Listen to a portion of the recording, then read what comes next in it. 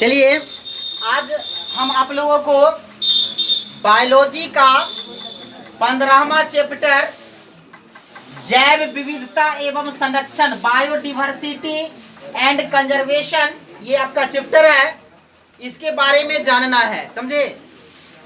और इसके बाद जो है सो आप लोगों को मात्र एक चैप्टर बचेंगे, इन्वायरमेंट, पर्यावरण। ये 15वां चैप्टर है क्लास 12 के बायोलॉजी का, और ये बहुत ही इंपॉर्टेंट चैप्टर है। तो जैव विविधता क्या है, सबसे पहले हम जानेंगे कि जैव विविधता क्या है। बायोडिवर्सिटी, इसको हम बायोडिवर्सिटी,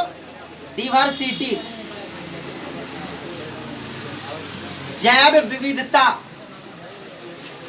बायोडिवर्सिटी, ये जानेंगे क्या है। तो देखिए, जैव विविधता की परिभाषा होती है कि जैव विविधता जीवों में पाए जाने वाली विविधता होती है जो अपने अंदर जल, स्थल, पारिस्थितिक तंत्र को समाहित करता है, समझे। जैव विविधता शब्द का प्रयोग सर्वप्रथम जो है नार्से तथा मैकमैनस 1980 ईस्वी में किया था, समझे। और इन्होंने ही परिभाषा दिया था कि जैव विविधता है जीवों में पाए जाने वाली विविधता है जो अपने अंदर जल, स्थल और पारिस्थितिक तंत्र को समाहित करता है, समझे। और इन्होंने जो है जैव विविधता को अंग्रेजी में बायोलॉजिकल डिवर्सिटी नाम दिया था। बाद में W.G. रोजेन साहब जो है 1985 ईस्वी में बायोलॉजिकल डिवर्सिटी को शॉर्ट में बायोडिवर्सिटी नाम दे दिया, समझे। देखिए, जैव विविधता क्या है फिर से समझिए। हमारे यहाँ कुछ जीव है यहाँ के वातावरण में। चलिए कश्मीर में चलिए जाइए, तो कश्मीर एक ठंडा इलाका है, तो वहाँ के जो जीव है वो अलग है, उनका रहन सहन, वातावरण, रंग ढंग अलग है। चलिए अब गर्म इलाके में चले जाइए जहाँ पर सालों भर गर्मी पड़ती है, वहाँ के जीव में जो विविधता होती है वो। उसके बाद पानी में चले जाइए, पानी में भी एक उसका अपना समुदाय है जीव का, उसका विविधता। पहाड़ पर चले जाइए तो हर जगह का जो जीव होते हैं, पेड़ पौधे, जीव जंतु, सबका विविधता, रहन सहन क्या है, भिन्न भिन्न होती है। इसी को कहा जाता है जैव विविधता। आई बात समझ में। जैव विविधता जो है एक व्यापक क्षेत्र है, एक बहुत ही बड़ा क्षेत्र है जो अपने अंदर जल, स्थल, पहाड़, समुद्र, हर चीज को जो है सो क्या करता है, समाहित करता है। आई बात समझ में, यही जैव विविधता है। अब हम जानेंगे जैव विविधता के प्रकार। ये जैव विविधता कितने प्रकार के होते हैं। तो एडवर्ड विल्सन ने जो है जैव विविधता को कितने वर्गों में बांटे हैं, 3 वर्गों में। सबसे पहला क्या है, जेनेटिक डिवर्सिटी, अनुवांशिक विविधता। दूसरा क्या है, स्पीशीज डिवर्सिटी, इसको जाति विविधता या स्पीशीज विविधता कहते हैं। और तीसरा है इकोलॉजिकल डिवर्सिटी, पारिस्थितिक विविधता। नहीं, और पारिस्थितिक विविधता को हम भी 3 वर्गों में बांट सकते हैं, अल्फा डिवर्सिटी, बीटा डिवर्सिटी और गामा डिवर्सिटी ना, डिवर्सिटी। तो पहले हम जानेंगे कि अनुवांशिक विविधता क्या है, ये जानेंगे ना। तो अनुवांशिक विविधता जो है स्पीशीज के अंदर निहित जीन जो समाहित होता है उसको प्रदर्शित करता है। यह अनुवांशिक स्तर पर होता है, और ये जीन जो है सो क्या होता है, अगले पीढ़ी में गैमेट के माध्यम से ट्रांसफर हो जाता है। और जिस जीव में अनुवांशिक विविधता अधिक पाई जाती है उस जीव में पर्यावरण में होने वाले बदलाव के प्रति अनुकूलन करने की क्षमता अधिक होती है।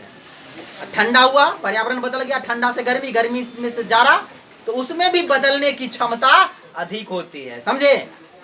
देखिए, धान की लगभग 50,000 से अधिक इंडिया में किस्म है। 50,000 से अधिक इंडिया में धान की किस्में उगाई जाती है, और विभिन्न भागों में, अलग अलग क्षेत्रों में। और आम की लगभग 1000 किस्म से अधिक उगाई जाती है विभिन्न क्षेत्रों में, समझे।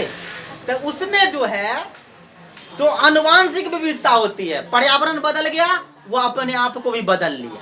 ठंडा आया, ठंडा के अनुसार अपने आप को ढाल लिया। गर्मी आया, गर्मी के अनुसार अपने आप को ढाल लिया। यही ना अनुकूलन होती है।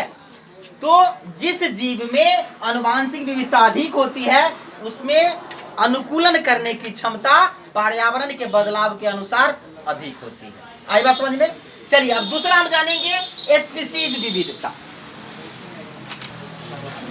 चलिए तो दूसरा क्या है, स्पीसीज विविधता। तो हम स्पीसीज विविधता किसे कहते हैं, तो किसी क्षेत्र में पाई जाने वाली स्पीसीज की संख्या क्या कहलाती है, स्पीसीज विविधता को दर्शाती है। किसी क्षेत्र में जंतु में और पौधों में स्पीसीज विविधता जो है पाई जाती है।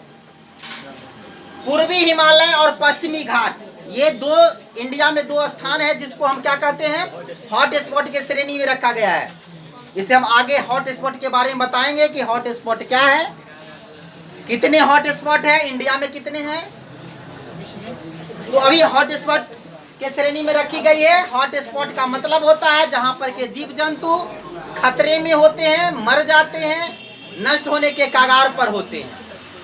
तो पूर्वी हिमालय और पश्चिमी घाट जो होती है वहां पर जो उभयचर की संख्या एक दूसरे से अधिक है, तो वो जो है किसको दर्शा रहा है, स्पीसीज विविधता को दर्शा रहा है।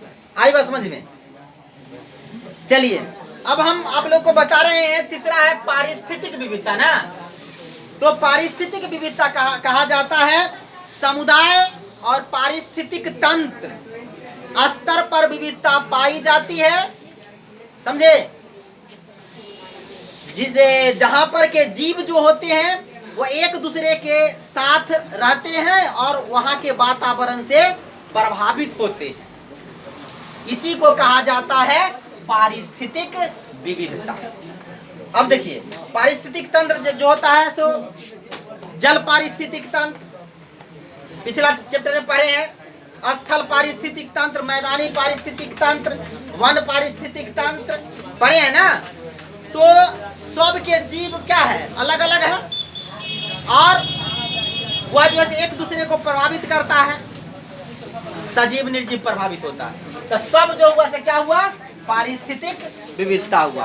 अब हम पारिस्थितिक विविधता को भी हो जो है वह तीन वर्गों में बांटा गया है। अल्फा विविधता, अल्फा डिवर्सिटी, बीटा डिवर्सिटी और गामा डिवर्सिटी। तो हम अब जानेंगे कि अल्फा डिवर्सिटी क्या है, लिखेंगे अल्फा डिवर्सिटी।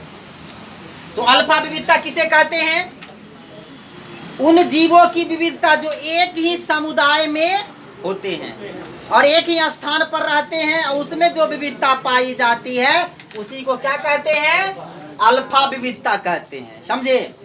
और बीटा विविधता किसे कहते हैं, यानी एक ही स्थान पर विभिन्न समुदाय के जो जीव रहते हैं और उसको में भिन्न भिन्न विविधता होती है। एक ही समुदाय है माने भिन्न भिन्न समुदाय, एक ही स्थान पर भिन्न भिन्न समुदाय है और उसमें जो विविधता पाई जाती है तो उसको कहा जाता है बीटा विविधता। यानी एक ही जगह पर जितना अधिक समुदाय रहेगा और जितना अधिक उसमें अंतर होगा उतना ही अधिक बीटा विविधता होगा, समझे। और गामा विविधता होता है लैंड स्कोप स्तर पर जो विविधता पाई जाती है उसे गामा विविधता कहते हैं। यह अल्फा और बीटा विविधता के सम्मिलित रूप है। तो ये हम जाने एडवर्ड विल्सन साहब का वर्गीकरण, समझे। अब हम जानेंगे इसका इंपोर्टेंस क्या है, जैव विविधता का महत्व क्या है। एक और बात समझिए कि जैव विविधता का महत्व इतना अधिक है कि पृथ्वी पर मनुष्य को जीने के लिए जैव विविधता का संरक्षण करना अधिक आवश्यक है, जैव विविधता का होना अधिक आवश्यक है।